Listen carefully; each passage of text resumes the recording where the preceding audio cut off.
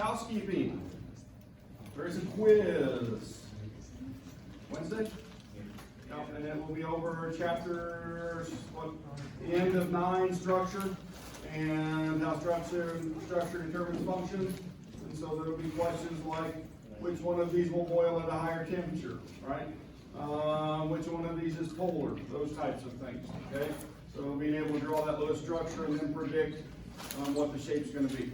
We're gonna meet here for that, unless there's another ice storm coming in, right? You may get to take that from home, so you can pray for ice if you want to take that from home, right? Does that make sense? Yeah, no, the one Wednesday is supposed to be more than today. Oh, wow. Yeah, cool? Yeah. Yeah, so anyway, yes. So, this goes along with the quiz and stuff. I'm a commuter, so, Yes.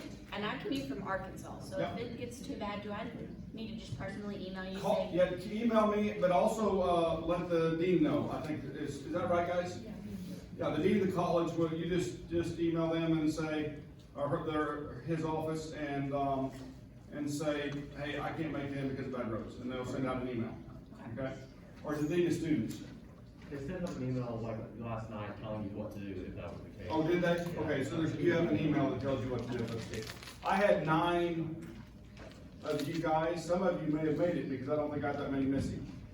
Anybody emailed me last night, said they may not make it, made it this morning? I guess maybe my other classes, some of those kids were in. So anyway, I had a whole bunch of like Kansas City. I know there's 3 of them from up there, and they had an inch of snow ice. My sons had a huge power surge last night, right before the Super Bowl, literally. He's not sure what happened, probably a transformer blew, and it blew half of his power plugs to ground fault, and they were not resettable, they were black. And luckily he had surge protectors on his TV, router, computers and all that, and it actually blew one of those. It was blackened. And but he was able to power back up with an extension cord and did get to watch the games. So. But and that was important, right? Kind of crazy, right? So probably because of the icing, right? So that does happen. Other things, the lab quiz this week, I put a little harder question on the lab quiz this week. I had a student even yesterday saying I didn't have the right answer up there, but I did. But I want to make sure that, and this is practice for you guys, okay? I showed you an example. If I have a fertilizer that's 12% on the bag, NPK rating, right? So NPK. If I have phosphorus that's 12%, what that means is that in that bag, if I took a sample, 12% of that sample would be phosphorus, but not in the form of phosphorus, it's P2O5, okay? And then I asked the question, I said, if you started with 1.5 grams of 12% P2O5, right, then how much phosphorus is there in grams, okay? So that means, and I showed an example of how to do this piece of the calculation to find the P2O5. And then right underneath that, I gave the mole to mole conversions that you would have to do in the lab handout. Does that make sense?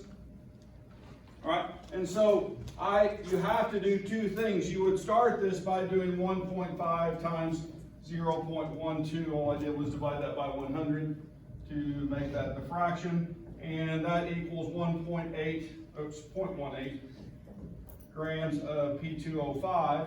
But then I need to take this and convert it to grams of phosphorus. Okay? And so how would I do that? I would take the molecular weight of P2O5, right? And I would convert that to moles of P2O5. And then for every 1 mole of P2O5, there's 2 moles of phosphorus. And then I would multiply the moles of phosphorus times the atomic weight of phosphorus. Cool? So when you get there, that's how you solve that. I want you guys to try, okay? You'll get a couple of attempts. Cool? All right. So, and I did check that, the correct answer is there, right? So just let you know that. So is that a little harder problem than what we've been doing? It is, but is this a problem you have to do for the lab? Yes, this is a calculation you have to be able to do to finish the lab, so I want you to be able to do that. Cool? All right. Other housekeeping. Sapling, anybody need sapling open, extended, anything like that? You do email me, don't forget that. If you're having trouble solving a problem, can you ask me how to do that? Yes? Okay. Just let you know that. Study sessions, you may want to use one. Okay. Tonight, 6 to 8. Tomorrow night, 6 to 8. You may already be utilizing that, but those student workers are up there to help you guys. And they have permission if someone becomes overloaded and someone else wants to help, you can't make them do that. Okay, don't be rude to them. They're trying to help you as best they can, but they're also doing their own homework. But I know that we had a shout out for people who are doing good things in our department, and one of our students was helping with a class that she had not had before and was struggling. And so one of my other student workers leaned over her shoulder and coached her through it and coached the student through the problem, right? She didn't clock on, I told her she should have, right, in our meeting, because she took her time to help someone do something that they were unable to do. Cool? Right? So the same thing would apply there. And I'm always available, guys. If you're in a study session and they can't answer it, have them text me, or you guys can text me. Okay? So I may not be immediate, but I'm fairly good about that. Okay? So don't forget to ask. Any other questions on housekeeping?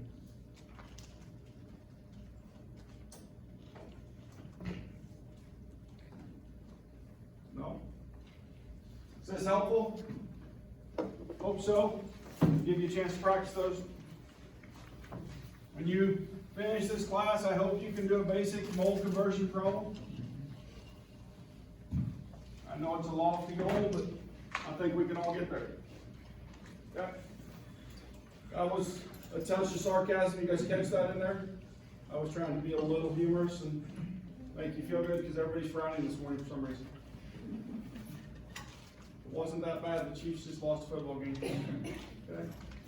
We have a little bit of food overload from yesterday. We did seafood, shrimp oil, had crab dip, shrimp rotel. We thought with the Buccaneers you had to have a seafood theme, right? We went to opposing team theme when we had this joke that we had. There's all 5 of us, but a couple children.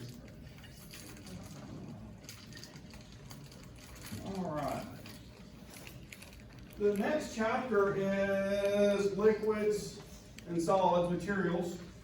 Okay, so we are stepping into a new chapter. And right off the bat, we get into properties of liquids, right? You guys have heard of surface tension, right? What causes surface tension? Molecular bonds, intermolecular bonds, right? Forces, London forces, dipoles. But what makes the best surface tension? A special type of dipole called hydrogen bonding. What liquid has a very, very high surface tension? Water does, all right? So, in fact, I mean, as small as the molecule is at room temperature, it shouldn't be a liquid. But because of hydrogen bonding, it has some special properties. The next one is capillary action, right? And there's actually pumps made out of capillaries. You can move fluid in capillaries based on the pull of the walls, right? And the interaction of the walls and the liquid, okay? In fact, trees actually use this. Is this not true? What do trees have down in the ground to move the water out of the soil? They're called root hairs, right? And so those root hairs are capillaries, right, that help to move the liquid into the plant Now, do the plants actually have a pump to move the water all the way up to the leaves? No, they use this action to move water. And then the other thing they do is they actually, when the water gets up there, they have ways for the water to leave, stomata that open up, right? And the water then can leave the leaf, and when it does that, it causes a pull, and so we get this flow of water and nutrients up into the plant. Isn't that cool?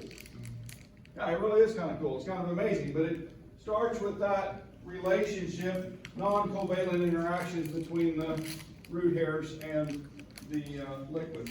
My research advisor in one of his textbook, environmental chemistry, he had this mental image of a root hair. Now he's a chemist, he's not taken a lot of biology in his career, but he read about root hairs and how they worked in that conversation that we just had. And so he just sat down with his draw program and made a root hair and then showed arrows with things exchanging across the membrane, the water moving in and moving up. And out of all of his pictures that he's ever drawn, that one back in the day was the one he got the most requests for use for non-copyright violation. And he laughs because I've never even seen a root hair. It was just his mental image from what he'd read. Isn't that fun? Yeah. So anyway, you have to love that one. Viscosity. All right? Viscosity can change the way a liquid moves, right? What is viscosity? Define it as resistance to fluid flow, right? We actually measure it with small tubes, and they have different diameter capillaries that you can do your viscosity measurements with. There's actually a viscosity experiment that's been running for about 100 years. I don't know exactly how many years. I'd read about it one time. And so the fluid is so viscous that it still isn't done yet. It's a long experiment, isn't it? Anyway. Surface tension. So here's a cartoon showing surface tension. And if you're looking right here, we have forces between the atoms in the liquid, right? And then above the liquid, what do we have? So we have our container, we have the liquid in it, right? And what's up here in this region? It's gas, isn't it? So, and down here is liquid. Now, if we start talking about the density of the two, which is more dense? The liquid by far. And so to be more dense, what does it mean about the atoms' distance from each other? They're much closer together, aren't they? And so when they're much closer together, do they have more of an interaction with each other? Right? Someone on the far side of campus really doesn't have much interaction with me right now. But you guys here in the classroom, you are close, so we have interaction. You guys with me? And so the molecules up here are scattered, right? And these are very, very close together, so they're interacting with each other. So when the molecules are on the surface, they interact only with those below, right? And so all of the pull is downward. There is no pull up. If I move down into the liquid, then the pull is in all directions, and so those interactions are there. So what happens is that pull down compresses the surface and makes it more dense, and then little critters can walk on it, right? And how do you change that for fun? Put a drop of soap on top of the water, right? That's just cruel, isn't it? So anyway, I think there's a show where the little boy burns the ants and does all those things, and then the ants get even with him, but I can't remember the name of it. Ant bully. Huh? Ant bully. Ant bully, yeah. So anyway, now let's talk about molecules and their structure in relation to this. Okay, so if I'm looking up here at benzene, for example, it has a surface tension of 2.85 times 10 to the minus 2. Okay, and chloroform is 2.68 times 10 to the minus 2, and ethanol is 2.23 times 10 to the minus 2. Octane is 2.16 times 10 to the minus 2. Mercury is 46 times 10 to the minus 2. It's a little bigger, isn't it? Right? Water down here is 7.29 times 10 to the minus 2. Now let's talk about water in comparison to like ethanol and water. Okay? Why is ethanol, why does it have a lower surface tension than water does? Yeah. Doesn't it have like a lower boiling point? It has a lower boiling point, the ethanol does, yes. So when we're thinking about structure, let's see if we can draw the structure and talk about this for a second.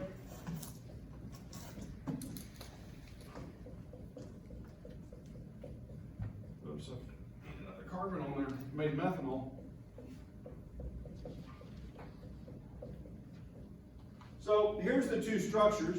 I have one question. Can either one of these hydrogen bond?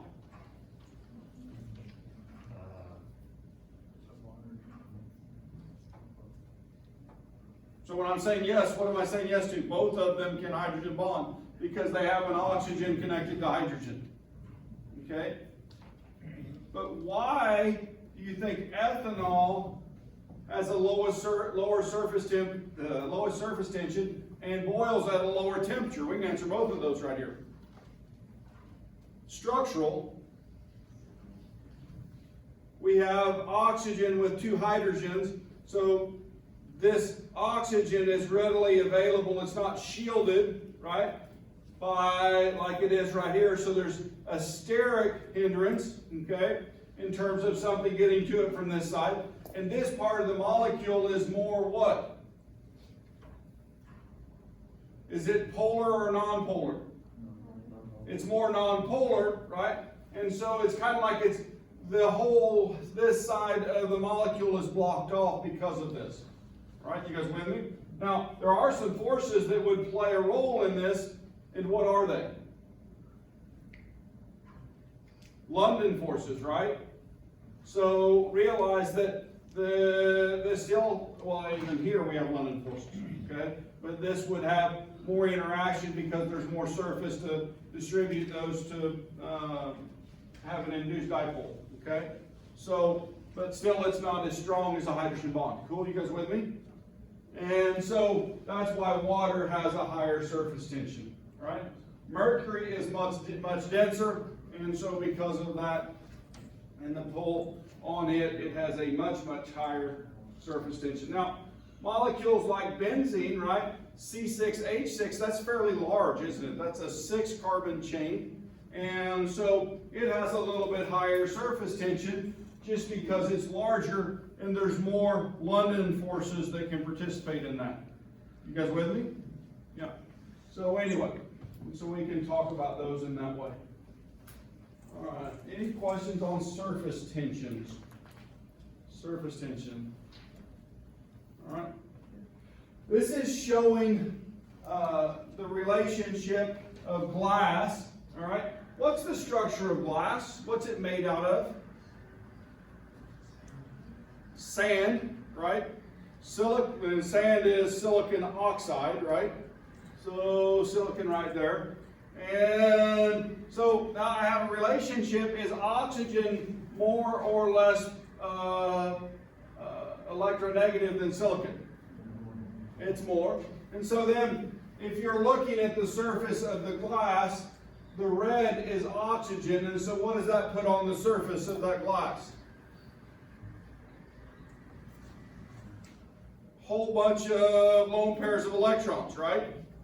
And lone pairs of electrons have a tendency to be what? Negative. Okay? Now, I can actually cap that. I can do chemistry and put a positive layer on that. We'll talk about that chemistry sometime a little bit later.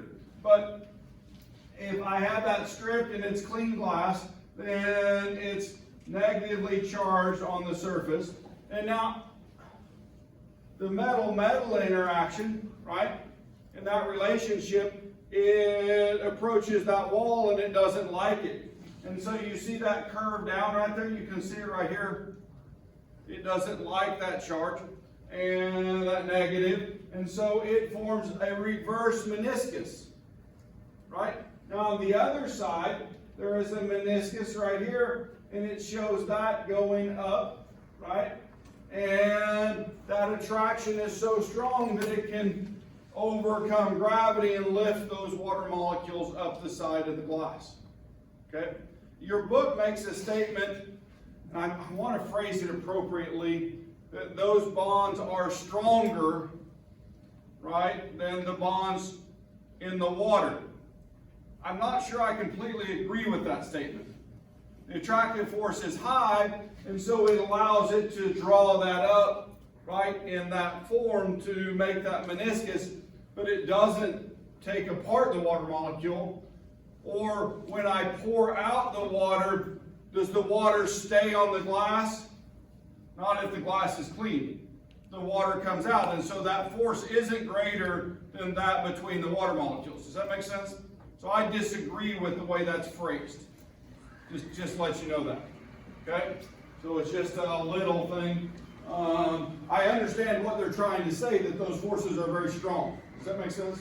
That those interactions are highly polar and really attractive, and that's the intention of the statement, but I think it's incorrectly said. All right. So now, related to this and all of the liquid to gas relationship, right? Another word that we can talk about right now is volatility. Okay? What is it to be volatile?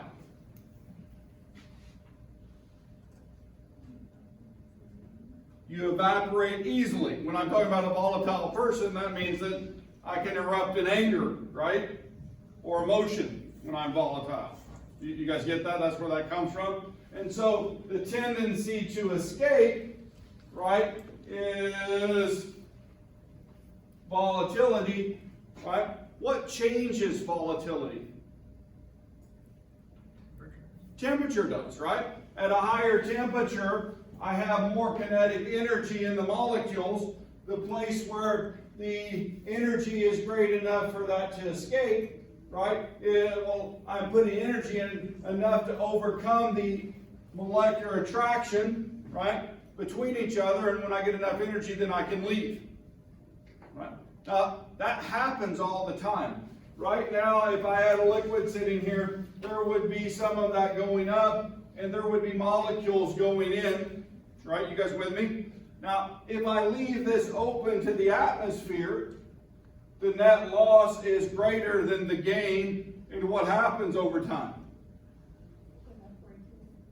It evaporates, but if I put a lid on it, then it remains in equilibrium, and I can keep a constant amount of liquid in the container, right? Does that make sense? But then if I heat it up, then the pressure, right? The vapor pressure goes up over the top of that, right? Actually, it does anyway when I heat that up. And in fact, when I reach a temperature, the vapor pressure is greater than atmospheric pressure, what happens? Bubbles form in it, and I do what? I boil. You guys with me?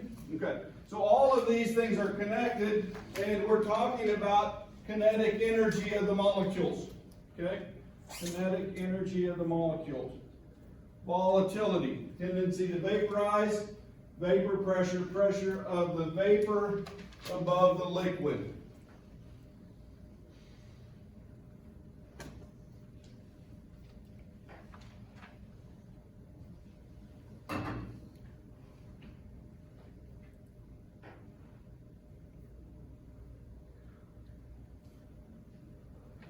All right, back to structure again. All right, there's three structures up here. Why don't you guys see if you can draw them in the Lewis form? Okay. Actually, two of them are already up here. I need you to get the third one, which is diethyl ether. Diethyl ether.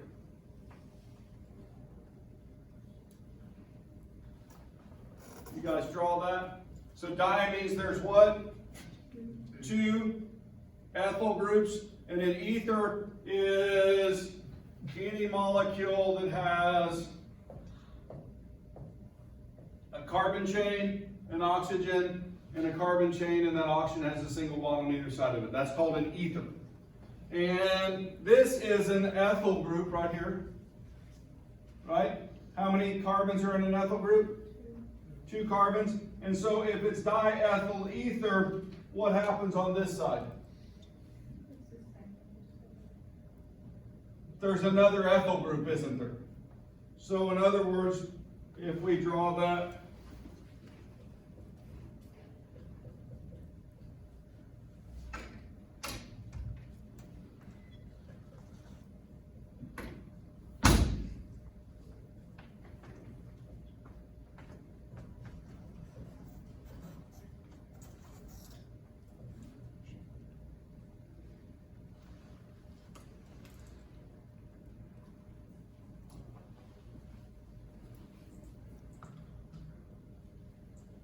so this side is the same, right? I took off the hydrogen, I put an ethyl group on that side. Now, I keep drawing these bent, right?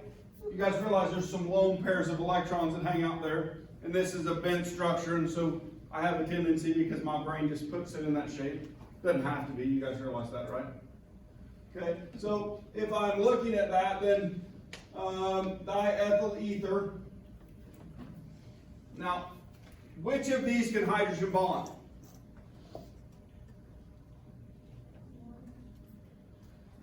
This one can, and this one can. What about this one?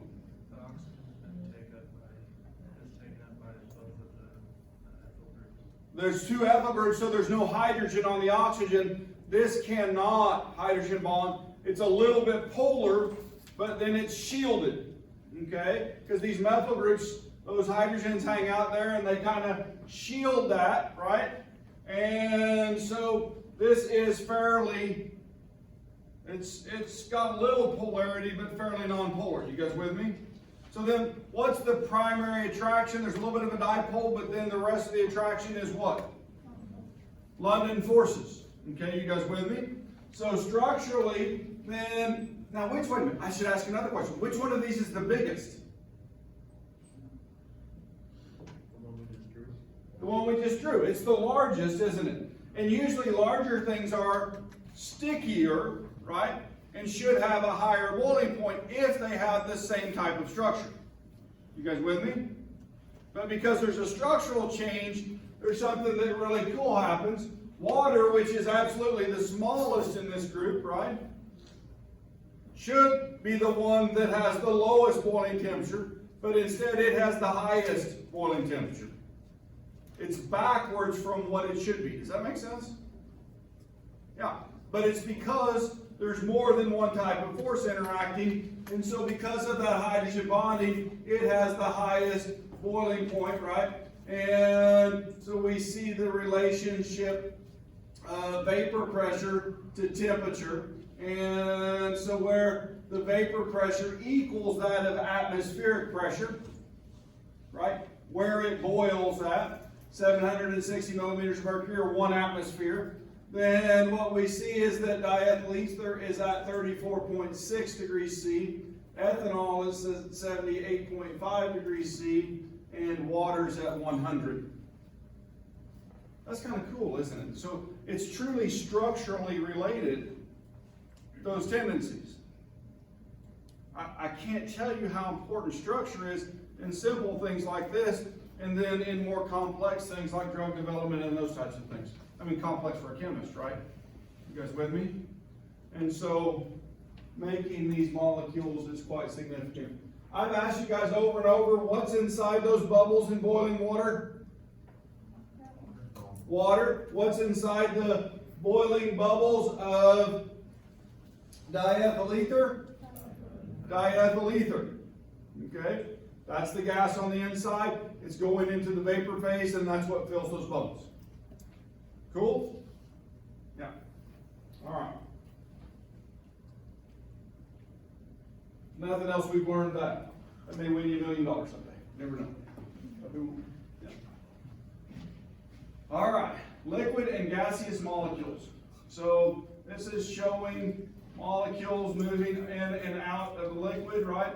At the same time, some molecules of the gas re-enter the liquid, as at the same time some are leaving. They have enough kinetic energy, and we were talking about that just a few minutes ago. So you got the preview for this slide on the board, and there it is in the cartoon showing the water at the surface. It actually allows, and I've talked about this in here before, I do some experiments where we do headspace analysis, right? And so if there's other things in the liquid that you want to sample, right, that are volatile enough to move out of the liquid into the headspace, then you can take a syringe and take a sample from that and remove it. And now it actually can, depending on the molecules that are in there, the ones, for example, if it's a polar solvent, then the more non-polar things will move in and out, right? But if it's a non-polar liquid, then it can change the concentrations, even though you have the same measured concentration. So you have to be aware of that, okay? And then you have to run calibrations to see what that relationship is at that temperature, okay? So you want to do that experiment at a very constant temperature, and but it's a very effective way to do that, and it's a very effective way to get a clean sample, right? So that the liquid may have something in it that you don't want to put into your gas chromatograph, okay? And it's not volatile, that you can't get rid of. And so you can pull the headspace and it only gets those things sampled that will actually be volatile. Cool?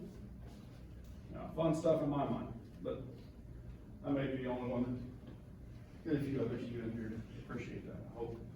So take instrumental and we'll do some of that. So this is phase changing. We've got it going in a circle, right? And so there's arrows. We go from gas, we condensate to liquid, and we can go from liquid to freezing, and then, well, we're gonna jump over here to sublimation, and then we can go deposition the opposite direction. I can't get anywhere, so we'll go freezing, right? And so anyway, oh, melting, I think that's what I meant. But anyway, you guys got that, right? You guys know what phase changes are. I want you to know the names. I want you to know what it is to sublime. What's a solid that sublimes at room temperature? What's a nice example of that? Dry ice, right? So solid CO2, carbon dioxide. It's a nice example of something that sublimes, okay? How does a modern frost-free freezer work? How do they keep the ice crystals from forming on everything in there? They pass air through the freezer, right? And so it sublimes the ice out of there. Even if you put like a snowball in your freezer, you're going to save it forever, right? What happens to the snowball over time? It shrinks, doesn't it? Yeah. I can tell who my scientists are because they were saying, right? Yeah.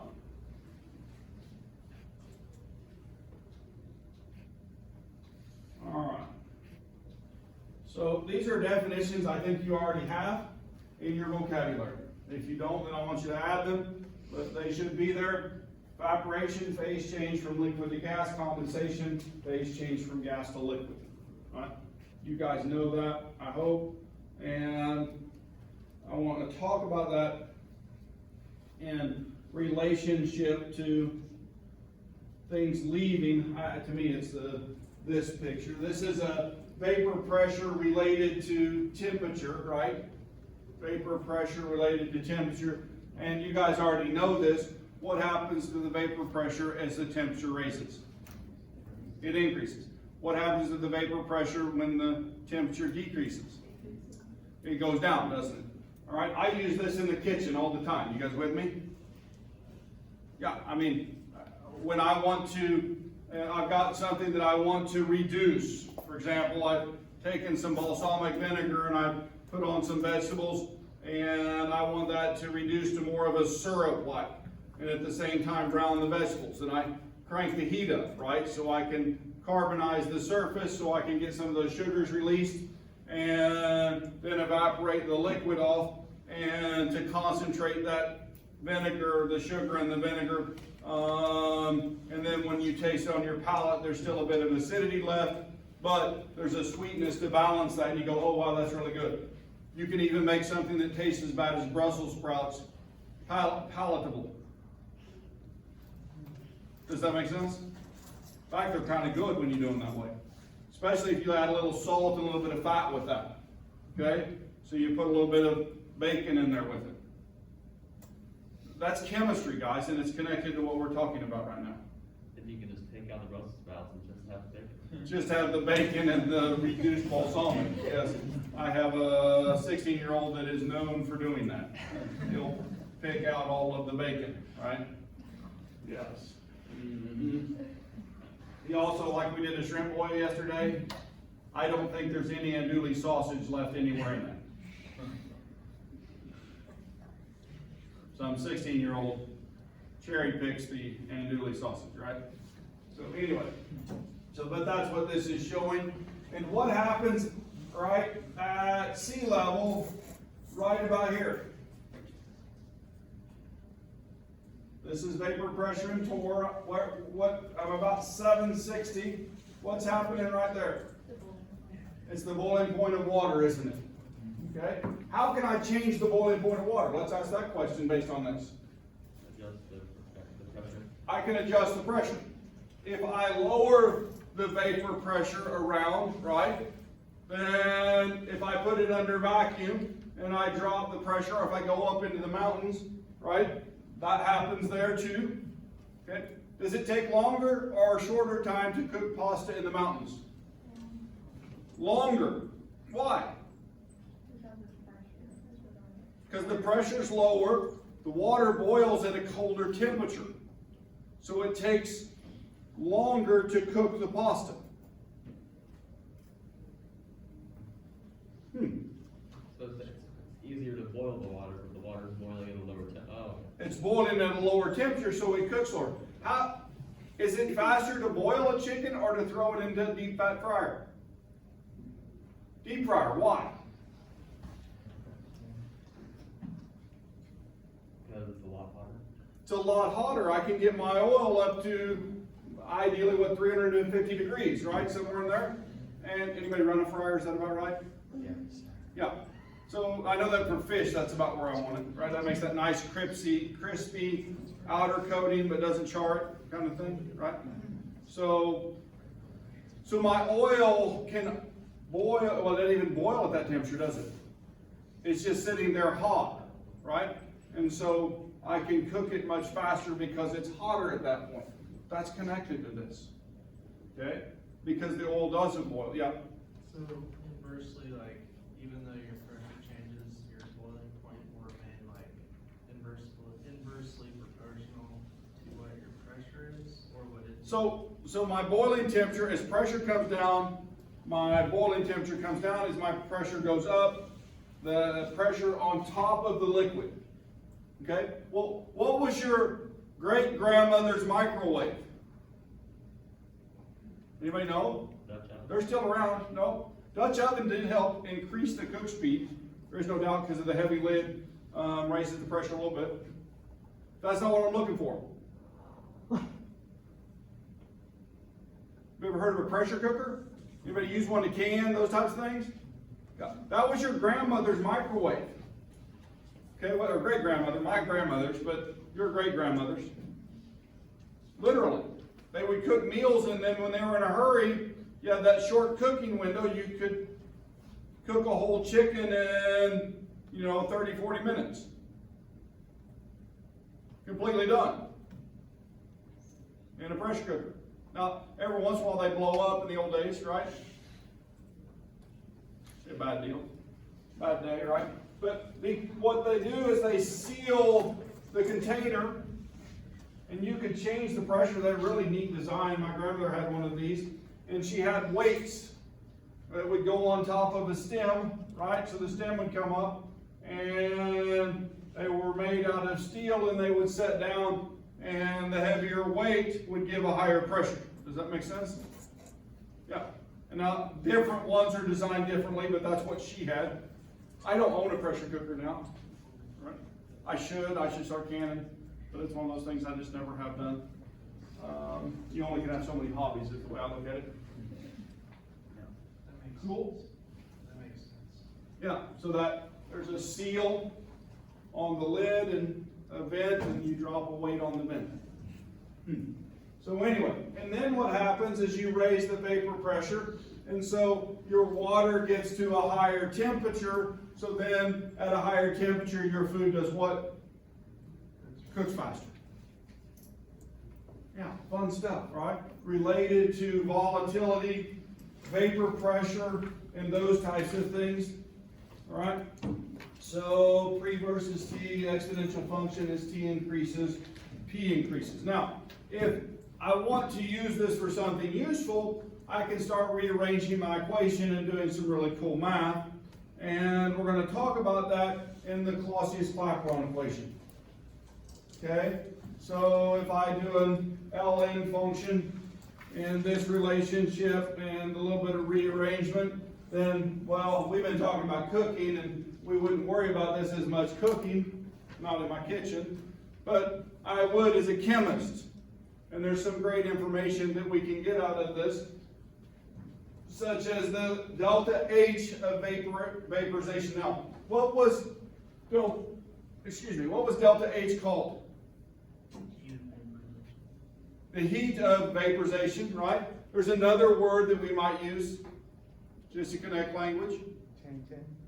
Enthalpy, right? That's what H is. H is the enthalpy. Delta H is the change in the enthalpy, right? Change in the heat, if you want to say it that way. So the heat of vaporization, now that's saying how much heat I need to vaporize something, right?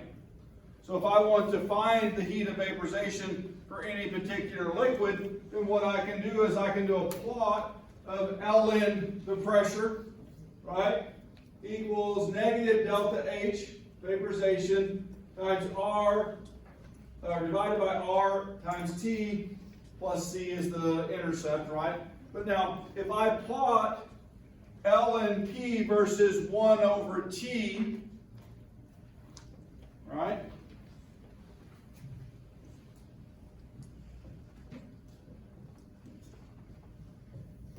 If I plot that, what's that the equation of? Well, do you see y equals mx plus b up there? Yeah. And so if I have a plot of that, then what's the slope of that?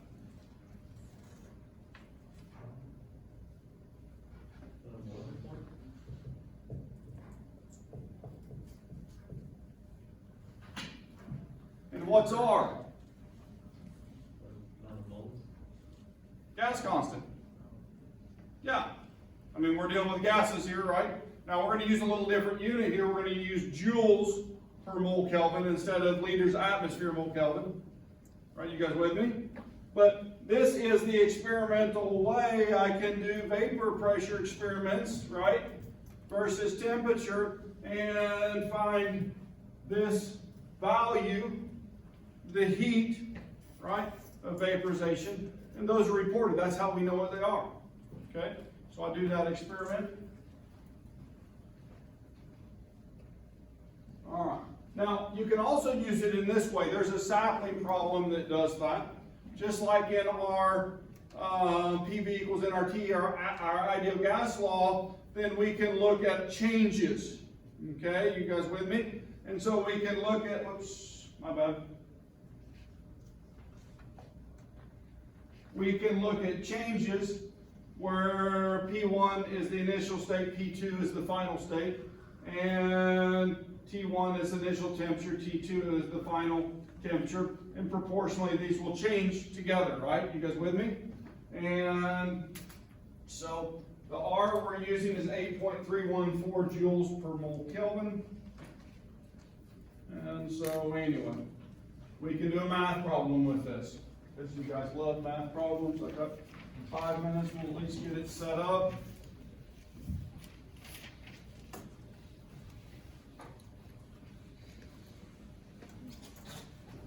You guys reading the problem?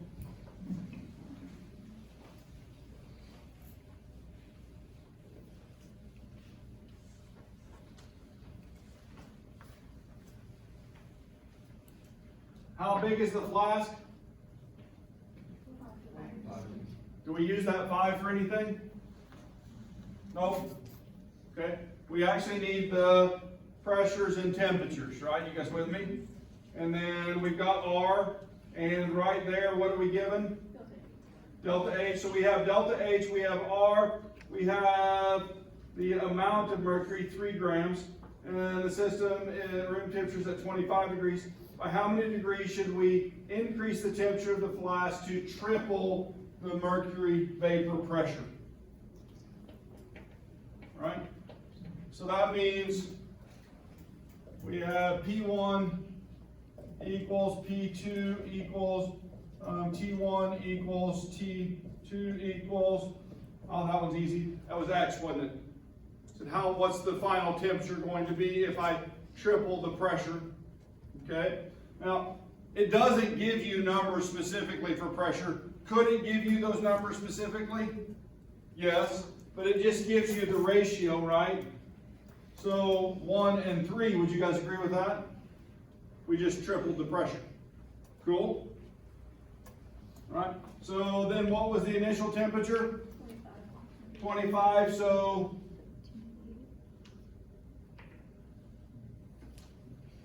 need to be in Kelvin, don't we?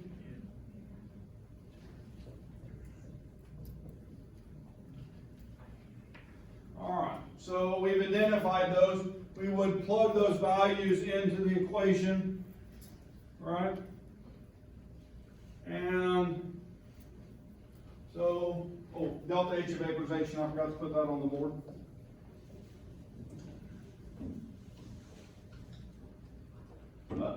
And I want you guys to notice something. What happened to the delta H of vaporization from one slide to the next? I changed from kilojoules to joules. Why? Why? Because the units in R are joules per Kelvin mole, right? And so I'm trying to cancel that unit because I just want to be left with temperature. Okay? So now I plug that into my equation, and ln P2 over P1, ln 3 over 1 equals negative 59,100. And I'll let you guys set it up and cancel units. 8.314 times 1. Let's do it this way. 1 over T2 is X minus T1 298K. All right, and then you solve that. Okay.